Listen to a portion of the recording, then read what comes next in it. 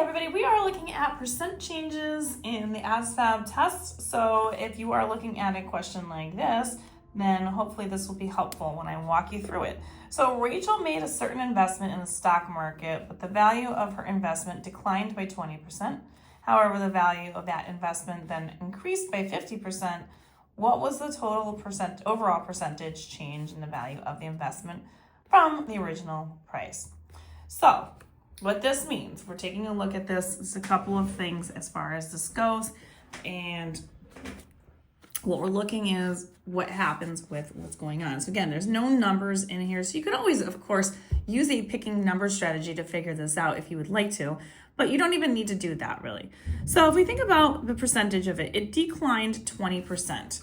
So if I'm looking at what happened with it, we start off with 100%, obviously. We begin with 100%, and then if it declined, you subtract 20% from it, which means you're left with 80% of your investment.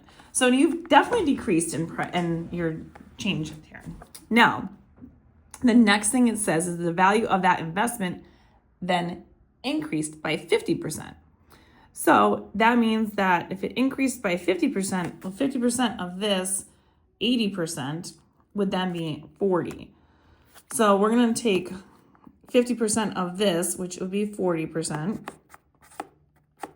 and we would add that together because it went back up 50%.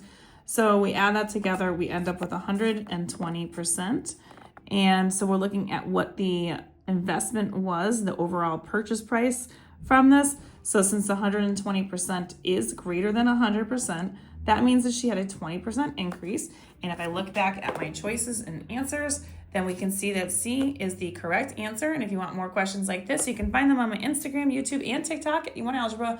All these can be located in the ASVAB portion of my playlist. And don't forget, like, share, and follow for more.